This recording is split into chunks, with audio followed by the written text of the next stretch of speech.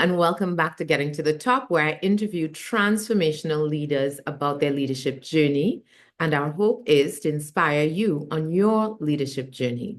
Today, I have the immense and intense pleasure of interviewing one of my closest and dearest friends. Notwithstanding, she is a spectacular leader. She has over 20 years of leadership experience in the telecommunications and technology industries across the Caribbean and now in Canada. She's an accomplished sales and marketing professional, renowned for building and leading high-performing teams. She's armed with a BSc in psychology and an MSc in business psychology, and she effectively blends psychological expertise with practical business acumen to drive transformative results. Throughout her career, she's developed and implemented strategies that empower individuals and teams to reach their fullest potential. She's dedicated to leveraging powerful psychological tools and insights from neuroscience research to optimize performance and cultivate a culture of excellence. She aspires to supercharge her efforts by helping professionals and teams unlock their collaborative capabilities and achieve high-performing status. As a thought leader in the power of business psychology, she aims to share her knowledge through workshops, speaking engagements, and publications while advocating for equity and belonging within the workspace. In addition to her professional pursuits, Stacy is passionate about helping others discover their gifts, talents, understand their strengths, and how to utilize their behavioral styles to positively impact their pursuits. While not working, she enjoys quiet moments, tending to her plants, reading and engaging in continuous learning. A self-proclaimed foodie, she's always seeking new experiences that inspire growth and motivate those around her to thrive. Welcome, Stacy. Hey, hi, Racquel. It's always nice to see you. When I think about you, I think about that song. It's always nice to see you. How are you? I'm good. And I'm so glad that we were finally able to make this happen. Despite the fact that she's one of my closest and dearest friends, I had to chase her for a while to get this scheduled. So, Stacey and I met during our careers, and as a part of this conversation, I really do want to touch on the topic of friendship because I think that's really important as a part of any leader's support system. And as you're coming up in your career, what you'll discover is that the people you spend the most time with, your close friends, are going to be the ones, uh, you know, likely from work, because that's where you're going to spend a lot of time, especially as you're beginning your career, spend a lot of time at work, and you make friends with people who are like-minded. So Stacy's expertise started in technology and then has bloomed into psychology and this developing sort of thought leadership on behavioral science and how the psychology of business impacts the performance of business. But I want to talk about where it all started. So when did you first realize that you wanted to go into business? So when I very early, my first job, I was fortunate to join a team of really skilled sales engineers. Back then, it was a company called Board Communications. They became Illuminat, and I'm sure they continue to evolve. And I worked with a number of sales professionals, sales engineers, developing, designing, and selling and providing solutions using voice technology, microwave technology. And so I really always wanted to stay in technology. There was continuous change and growth, and that excited me. After that, I continued and I stayed within telecoms and tech.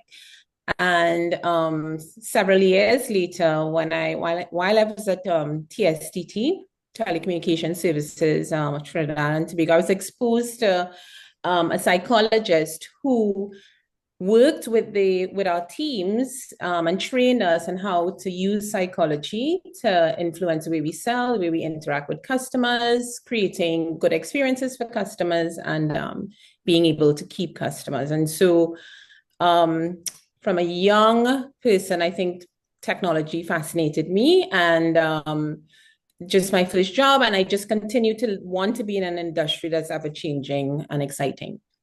when you were a young girl in high school, for example, did you just think you were going to leave school and get a job? Did you know what kind of industry, or was it, listen, find the first job and then you fell in love with it? Yeah, when I was a younger Racquel, I thought I would be a news broadcaster. I don't know why. That's what I thought. That's what I thought I would be. But you're right. Once I got in, I studied telecoms. Once I got into the industry, that was it. I just fell in love. And there've been times when I've thought of, yeah, let's change. Let me change industries. But this industry is ever changing. We see how it impacts our lives, even the way we socialize. And so now I'm a keeper. Wonderful. So you have this first job, working with Illuminat, and then you start developing your career. So tell us about like, how did you move from one position to the next position and move through? How did you start getting recognized as the professional that you are? Stacy has led immense teams, huge teams of sales professionals doing all sorts of things. So I just want to talk through like how were you growing in your career? Yeah, so from early, my first job was supporting sales engineers. And so I would work with one of my colleagues, Stephen, to do designs, prepare, just do work. I was just supporting him. And within a year of doing that role, because I was so involved, it would have been me and one other colleague. And I remember one person coming to us and saying, "You'll stay, this is your first job, and you're here at 7 some evenings. We're not sure, and he was telling us, I'm not sure if as new people to roles like this and so young that's a practice that you should take up, but it naturally was who we are. We just hardworking, industrious people, and we were having fun. Yeah. And so from that, within a year, the company created a hybrid role for me. Where I continued to support sales engineers, but I had my own account. So I became like a support person, but also an account specialist and account manager. After that, I got a full account manager role with the organization, but then I was headhunted to move to a new organization to TSTT then to be an account specialist, an account rep with the company. After about a year being on that team, I was offered the privilege to be the manager of that team. So early in my career, I was fortunate to have opportunities to move rather quickly, and soon enough, I was in a leadership role. Wow. I think supporting people, leading people, you learn so much about yourself. And of course, it's not about you, it's about them. But you learn so much about yourself. And I'll tell you, you learn the most when you make mistakes. Mm. So often we're so afraid to make mistakes, but that's when we learn the most. And being that young and being in a leadership role, I made tons of mistakes that I benefited from later on. Probably poor people who were in the teams with me didn't think so, but later on I learned it helped me to grow and become who I am now. Wonderful. So, but what was it in you? So I know that sort of in the first role, it was just your dedication and hard work and being willing to kind of put in the hours, and then the opportunity presented itself. And then you get offered this new role, and then you're on a team, and then you're leading the team. What was it about your performance on that team that led you to lead the team? I think curiosity Hmm. leading into all the different aspects of the role. So being curious, really wanting to know. And so the role, when I got the first role to lead the team, there were project managers, there were sales professionals, there were support team members, and I wanted to get to know everything about all aspects of the role, so that I could better support the team. And so for sure that the first thing I'll say about me is I'm a big achiever. I love achieving. That's one of my strengths. And to be able to achieve, I had to become familiar with the scope of what all team members were doing, and how my knowledge, skills, and approach could help them. So I became really curious, and I always lean into all aspects of the role to see how could I support and help this person so they could be their best. So as a team, collaborating, we could meet and exceed goals. I love that. So, and this thread of curiosity, I hear that so often, just mainly being curious about what does it take, how do these pieces fit together, that is such a track to leadership because people see you as wanting to know and wanting to learn more. And I think the public narrative is that you need to know it all in order to advance. And that turns out not to be true. You just need to be curious enough to want to solve problems, to understand how things work, and then be willing to step into any role that presents itself. But also, I think this achievement mentality, like setting out, wanting to achieve something meaningful, that combined with curiosity would have unleashed your ability to lead. So then what happens? So you're leading this team. What's next? So I'm leading the team, and the organization embarks on some transformation because a part of what is happening is at that time the organization there was still a monopoly in the telecommunications industry in Trinidad and Tobago, and so the organization starts getting information and knowing that competitors were coming. So they changed a bit. And I then was thrust into another role where now I still had the sales organization, but I had a technical team. So I had technicians reporting into me. And because the organization wanted to, at TSTT then, they wanted to ensure that there was a really good experience for customers end to end. So I had a team that could go after the customer's business. And when we got the business, take care of their needs and fulfill those needs. And so I moved into that team. And then after that, I was given the opportunity when we really then started getting into the competitive space to be responsible for customer retention and churn management. So I always, Racquel, even though I was in the telecoms industry, I was primarily sales and marketing. It's always been slightly different roles and me leaning in and saying, yes, I say yes, yes, yes, let's go and I'd learn. And when I started the role being responsible for customer retention and churn management, I knew nothing about that space. I think that those were new buzzwords back then. They were really new. It's back before digital even came into the telecom market in the Caribbean.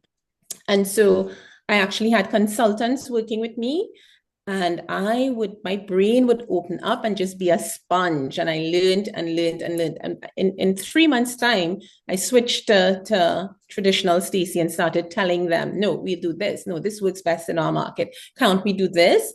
And now working with these professionals who are experts in their field, but me absorbing the knowledge and synthesizing that with what I knew about our marketplace and our environment and our country and our people, and using that to build a strength and a really strong retention churn management practice.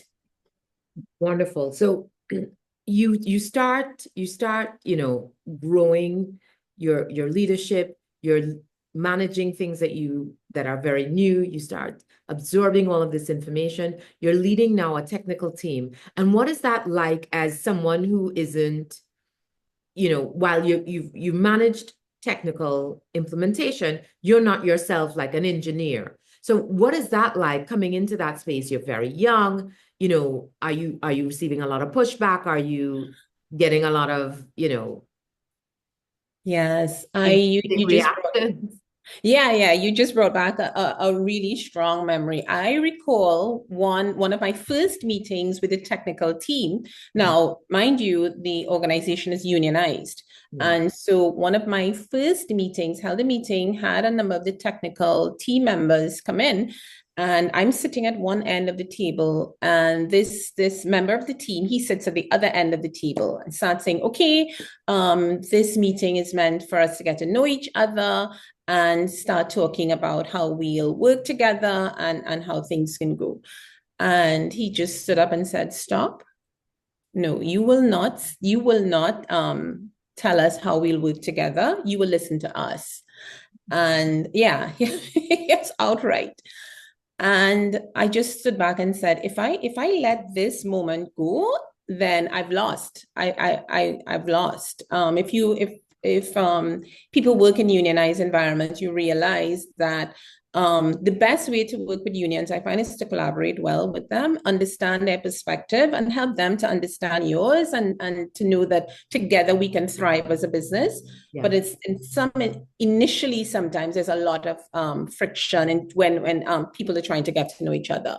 And at that time, I stood up and said, "Okay, yeah, we have to collaborate here, but for sure, I'm going to be the one leading and running this team. And so let's figure out how we can work together to ensure that we're successful.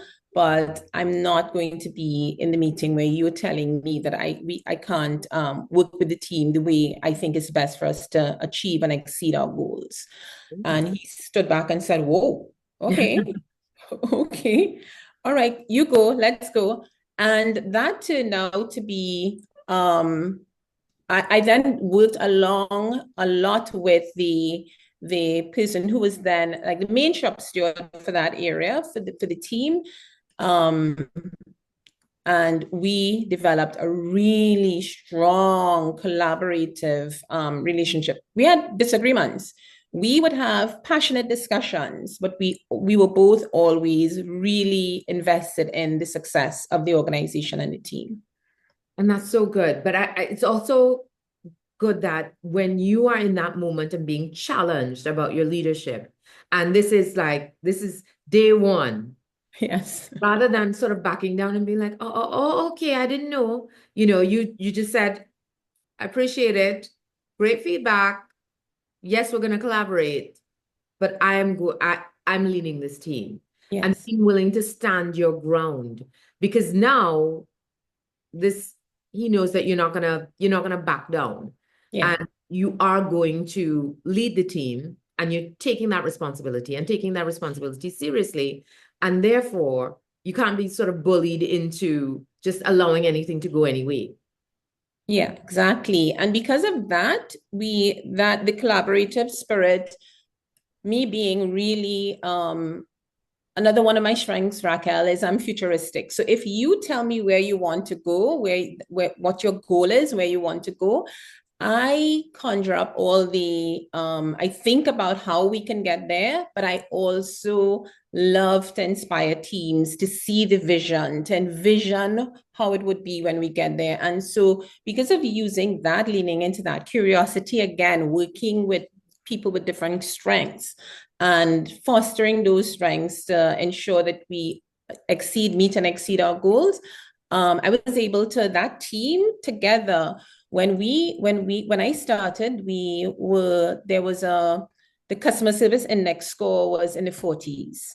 And by the time I left and moved to my next role, we were at 96, about 96%, meaning customers were giving us a very good or excellent score 96% of the time that they interacted with us. And I think that's so beautiful. And the lesson in that is it's a couple things. It's not just that the customer index improved, but that you were measuring it and that you wanted to see that improve. And I think it's really important, especially for young women navigating their careers. You're doing the work, but you're not necessarily coming up with the measures to let you know how well you're doing. And that's really important, because that's a tool that you can take with you that can help you to move from one place to the other. But before we move from that point, I really wanted to talk about that, the challenge that you faced and what it says about leadership. Because I think that a lot of times as leaders, there's a fine balance between collaboration and sometimes a dictatorship, right? And you have to know when you're taking on, everybody's opinion, and when you are taking a decision, whether or not the team agrees with you. And the fine balance there is this, that ultimately, whatever decision is taken, you have to own it wholeheartedly. And you have to be responsible, not just for the decision, but for the people impacted by that decision. And I wonder about the person who was challenging you in this moment, who is saying, well, listen, we'll tell you how it works. But when stuff hits a fan, that same person will be like, listen, she's in charge, huh? And I think it's so important that we understand how to navigate that space and being willing to be responsible, but also being responsible for the team. And it sounds like that is how you lead.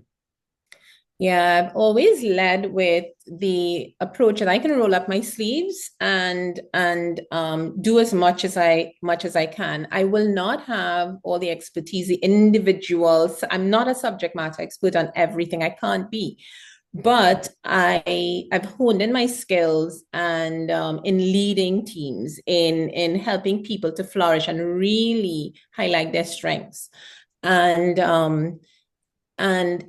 but in that, over the years, and even back then with the team, sometimes you have this raw talent or instinct that you use. And as time went along, and of course, probably we'll talk about it more, as I studied psychology and psychometric tools and honed into who I am, I I'm able to see that some of my strengths help me. And some of them are innate, but most of your strengths are things that you'll build as you go. I believe big time in growth mindset and the fact that we can grow into who we want to be. We can map ourselves out and grow into who we want to be. So, yes, and as a leader, as a woman, even today, there are challenges and pushback that I'd get, but ultimately, I believe in me. Yeah. And as a leader, we have to inspire teams to come along with us on the journey. And so for that to happen, they have to believe in you too. But if you don't believe in you, then it's a little difficult to get others to believe in you. Absolutely. And that's such a great point, right? Because if you are questioning you, then you are encouraging and inviting others to question you as well. So you need to be fairly confident in in who you are as a leader, that vulnerability, knowing that you don't know everything, knowing that you can make mistakes, but also being confident that, listen, I have, I'm a high achiever. I I'm responsible for these people. I care about these people. And I also want to produce great results. You need to trust me. And I'm also willing to roll up my sleeves, which I think is beautiful, because then you build that trust about, why should people want to follow you? And I think it has to be, yes, they see that the work that you're doing, but they also see that you're a human being like them. Yes. Yeah. Yeah. I one of the things and the projects that I'm working on, and it's because of what I was exposed to the first time with the psychologist, is understanding my strengths. And Mhm. Racquel, I think I've been a lab rat. I've done so many different psychometric assessments that I think I'm grounded in who I am. The good thing is, thank God, a lot of them intersect and they tell me the same things over and over. But and I think it's so important for us to, number one, foundational, know who you are. Because if we, in my view, if we don't know who we are, then people would, for want of a better, they'd FedEx us. Yeah. They would label us, box us up, and Yeah. they'll probably push us in a corner. They probably won't ship us. They'll push us in a corner and they will label you. If I don't know or you don't know who you are, then anyone can tell you who you are. Yeah. So it's really important to know who you are. And there are tools to help that, but first of all, we have to can do honest self-assessment. And I've done that with tons of tools. And so I lean into my strengths. And one of them is the ability to lead teams to achieve, to hook into the future and really map into that, and also to maximize. If I meet a space, if I go into a space, I found from good or not so good at times to really to great. So I maximize the spaces that I get into. But I think this idea of being grounded in knowing who you are and being willing to sort of wrestle with that so that you understand these are the strengths that I'm bringing to this team, but also understanding that that's a journey, that you are learning and growing as you go along, but you are fundamentally the same person. So you're sort of gathering new skills and new ways of doing things. You're learning from your mistakes and you just keep growing and you just keep growing and taking that with you, but also being very, very upfront. And I love that statement, if you don't know who you are, anybody else can tell you who you are. And you don't want to be put into that box. You want the ability to learn and to grow and to make the mistakes and to recover from them and to learn how to do better each and every time you encounter a challenge. And you're like, okay, better luck next time. We'll do this differently. Yeah. And back to the learning from mistakes. When things are going, it's just like what happens with humans and with our brains and even with our bodies. We learn more about our bodies when something goes wrong. Scientists learn more about our brains when things go wrong. When we make mistakes, we learn, oh, that doesn't work. That didn't work. Okay, that's why. This is why you do your however, whatever tools you use to do your root cause analysis, you figure out this doesn't work and you stop it and you change course. And so for me as a leader, and as a person, I know how important it is to embrace mistakes. You don't want to just walk around just making mistakes and not learning, but embrace the mistakes and move on and learn from it and rectify, fix things. And I use that as a leader all the time. I hate losing like anyone else. And so sometimes, but I realize that if I fail, especially if I fail early, then it's a chance to rectify and fix things so that I can win. So, and you have been passionate about psychology since we've met. And tell me, what are some of the things that people don't either underestimate or don't think about or don't value when it relates to how psychology plays a part in how we work? Yeah, wow, gosh, you're starting me. So, number one, it's really important for us. Psychology, and it's, of course, an evolving science. Psychology helps us to understand ourselves, and there are many different branches. When I'm talking now, I'll talk mainly about business psychology. There are many branches. So, it helps us to understand who we are, how to understand others, to understand our strengths and our preferences so that we know how we show up. And then the gift that gives is it can help us to be a master collaborator and then a problem solver. So one of the things that I think a big that I learned with psychology is really sitting down and knowing who is Stacy and what does Stacy bring and what are my preferences and what am I strong in? And you know what? I may have all these different aspects of me, but which are the ones that I'm really strongest in? What are my talents? So I think it's important for us to, if we're using psychology as we work, organizations can get a competitive edge by helping teams collaborate. And the only way I believe that we can collaborate well is when we know each other individually and we get to know each other's strengths. So imagine you pull a team together and you know who's strong in what and who can play which role. It's like, I know it's carnival in Trinidad now, and you all are having all the fun. And so imagine a steel orchestra playing. Everyone doesn't play the same tune. Everyone doesn't play the same pan. And then you hone that skill, you learn that skill, you learn that someone can be good at a tenor and someone's really, really good. You train them to be good at bass, but they come together and it's magic. And so organized psychology helps organizations to hone those skills, bring them together to make good magical music. Yeah, it's funny for me, like even simple things like time of day that I work best, or what my work environment needs to be like in order for me to thrive. And I think as simple as that is, or how do I recover when I'm having a bad day? These simple elements of knowing and knowing yourself can help you to thrive in a work environment. Because I know for me, the minute I get frustrated, I want to eat something.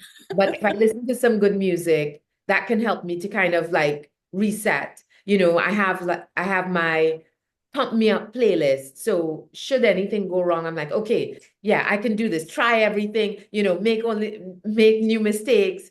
Like literally, I know what to go to the minute that something derails me or what my environment needs to look like. If my work area is too messy, I know that my mind is not clear. And so all of these like little things that play into how we work and how we work best, I think a lot of times they're underestimated, right? Yeah, and that you're right. And the thing is, we're social beings. Yeah. Even those of us who are introverts, we're social beings as humans. And so, for example, just as you saying with you, like me, I'm a big morning person. We have a joke at work. My inner granny comes out. Anyone who knows me knows that my inner granny comes out. You don't want to know the time, but then I work from home. Some people thrive and do really well, and I love and admire that. I'm not one of them. Mm. I need to be at the office, be around other people. I get some of my energy from that. And I use psychology teaches us that we can maximize the way we work. There are stints of concentration and times when you have to take a break to allow the brain to synthesize, the synapses to kind of cool down, and then you can go again. And so I know that if I'm in front of a screen all day, by 3 o'clock, I'm waning. I'm barely able to open my eyes. But if I'm at work, that does not happen because I take micro breaks. I Ah, take breaks in between and have a chat with someone, say hi to someone else. And so I realize that keeps me invigorated. And yeah, so it's just really important to tune into who you are and just do honest self-assessment, and yeah. and I think you can also like sort of lean into friends, especially when you have great friends with the psychology background. You can ask them as well to support you in the honest self-assessment. Because sometimes I think when you're doing a self-audit, you're not necessarily sure, but what to be able to ask a friend, what do you think my strengths are? What do you think my areas for improvement are? And that can help to give you some insights as well. Somebody that you trust, somebody whose opinion you value, to be able to have that open and honest conversation. But I am here and about to completely derail this conversation. Oh my gosh. You brought up work from home, and right now there's a huge, controversy about, what's better. Should we work from home? Should we work from home 2 days a week? Should we work from home, all the time? Like, what's the right answer as to the schedule of organizations? And you've worked for huge organizations with thousands of people. How are organizations navigating this post-COVID era where we're having to figure out what is the best schedule for us to work with, whether it's home or work or somewhere in between? Yeah, Raquel, that's such a controversial topic right now. You're right. And I think it's based on the rule. It's based on the need of the team and the project, the organization, and of course, paramount based on the individual. So some team members work from home and they are phenomenal because they need focus, concentration, they need a quiet space, or based on how far they live from the brick and mortar where the office is. It might be impractical for them to spend 2 or 3 hours traveling to the office every day. So that makes sense for that. It makes sense for them to work from home. And then there's some teams, you might be in a project where being together physically sometimes just benefits you. And then there's somewhere, look, it's good to be in the office 2 3 days a week and work from home, where some people can think they're more productive a few days a week. For me, I think the hybrid approach is best, but of course there'll be outliers where there are people like me who I'll be in the office every day. And there are other people who can work from home every day. Organizations have to be flexible, I think. Okay, so it's the flexibility that will sort of lead us forward and looking at the roles. For example, like my barista can't work from home. No. You know, Like knock knock knock. Hello, can I have my coffee, you get a virtual coffee. please? But I know that these are things that you have to contend with. What are some of the things that you most enjoy about your work and leading people and leading these teams to achieve? Seeing teams, seeing individuals and teams grow. So one of the teams I led recently, when I got the team was at about no, like about 30 something percent to target month to date. And it felt like pressure, but then I went into how do I structure myself and how do I structure this team and how do I help this team so that we can grow. We ended the year really, really well at that with that team where we exceeded our goals. We moved to over 100+% to target. But one of the things I had to say to myself, because it was me getting into an environment with a team that needed a lot of support, and it was a new environment for me, and I needed to figure out where can I have the biggest impact. And I realized that I could not have the biggest impact by learning all the systems and processes and new tools, because we would not move as quickly because we were all when I got into the team, it was already mid-year. Um, so I had to say, okay, what am I good at and what can I lean on the team for? And so figuring out what my strengths are and what others are and how they merge and how they complement each other. I love that. I feel like I hear angels sing when I figure out what people's strengths are, if they know and they can share that with me, and then I can figure out how do we work together.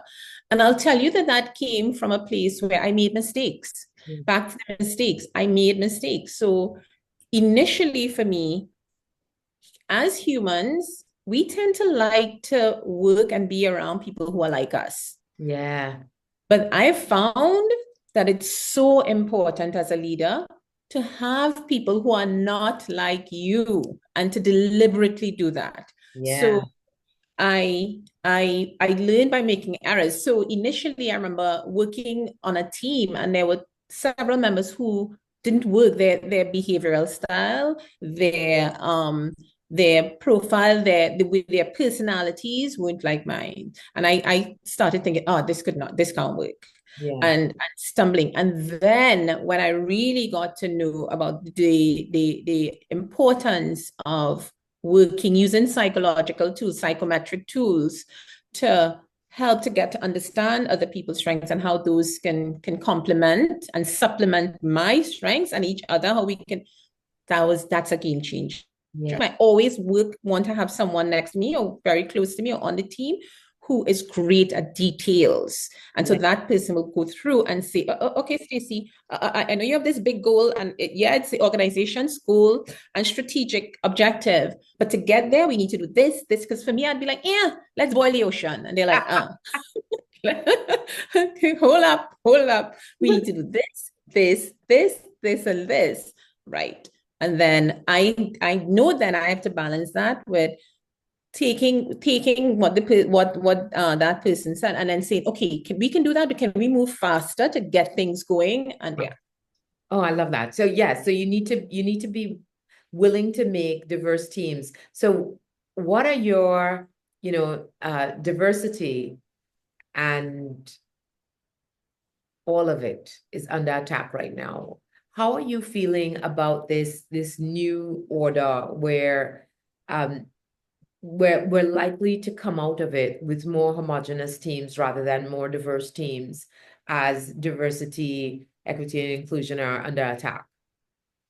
Yeah, I think organizations who don't lean into diversity and unravel and roll back the progress that has been made over the last several years, they're going to find themselves just at a disadvantage. That's what I think. I also do think, and I understand the perspective of meritocracy because I'm big on meritocracy. I want to be recognized for the values and skills and what I bring to the table and not necessarily just as a plug. So for me, I understand that, but I think it's so important to hear different perspectives, because you're in business to solve problems, and you're often in business to solve problems for the population. And so your team and the perspectives of the members of your team should reflect the population and customers that you're servicing. And so if you don't have that, then you'll have very myopic views, and you'll miss many opportunities. And I know a lot of businesses don't want to, and organizations, the fear that they have is missing out on really lucrative and good opportunities to make a difference. And so if there's too much of a oneness, then you'd miss good opportunities. But I think the whole diversity, equity, and inclusion, that the objective of it was to install a meritocracy, because you were only seeing one kind of hire. And when you scratch the surface, you realize that people were just hiring for themselves. Back to the point that you were making about, it's easy to sort of like someone who looks like you. And if a lot of the people in leadership look one way and then hire that same way, then you end up with this homogenous looking organization that is not a meritocracy, because you are discounting people who are different based on the fact that they are different, rather than creating, as you're saying, creating teams that serve their customer base and also represent their customer base. So I think it was in an effort to avoid this sort of cronyism that was taking place. And now, when you have that being rolled back, I think that I agree with you. I think that organizations are going to miss out. But I also think that they're going to see the impact on their results, not just because people are taking a stand against organizations that don't have a representative employee base, but I also think that, as research has proved, that diverse teams produce better results. Absolutely. Yeah, the diverse teams. I've seen it. I've seen it across all my experiences, and especially now in the teams that I'm in, the teams that are more diverse, and I live it today, right? The teams that are more diverse thrive more. And I'm fortunate to be in a team where I see the diversity, I see it in action every day. And sometimes it may look like accidental diversity, but it's not. Sometimes quite deliberate, because you need different perspectives to keep things in check sometimes. Absolutely. And to avoid groupthink and oh yeah. Yeah. Somebody to being willing to ask the difficult questions that no one's thought about, because you all have the same lived experience. And lo and behold, you realize, oh my gosh, fatal flaw in the plan as it's being executed.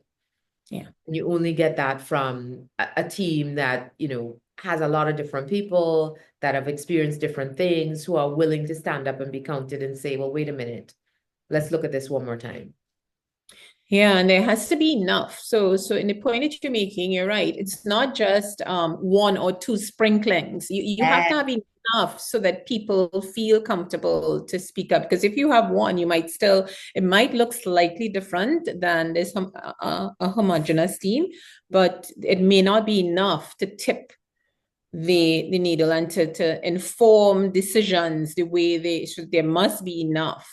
It has to be. So if they're women, it can't be one woman, so yeah, because then that puts so much pressure on that one person. It can be too much. Well, that's phenomenal. And that one of my new favorites is Revenge of the Tipping Point by my favorite author, Malcolm Gladwell. And so yeah, and he talks about that, right? When you get to, it doesn't have to be 50%, but when you get to about 30%, you start seeing, it's like a huge switch in terms of that minority on that board, on that team, feeling empowered to share their stories, to sort of correct the direction of an organization, because they now have strength in support. Yeah, that's so important. Imagine bringing on a rock star and putting them under a basket so you dim their light, because they don't feel empowered and comfortable to share their knowledge, experiences, perspective. Yeah. All right. And so the last question I always ask is, what is the best advice you've ever received? It's going to align with everything that I've said, and it's big anchored on Racquel for me, knowing myself. Mm. Because I found that I've had experiences where if I was not comfortable in my skin, Mhm. then other people would dictate and decide who I was. Yeah. And then imagine me sitting in a corner trying, that's not who I am really, that's just one. So knowing yourself. Yeah. And as you said, you can ask a trusted friend, you can ask, but there are tools to help us to get to know who we are. Innately, we have a good idea, but sometimes we have our own blind spots.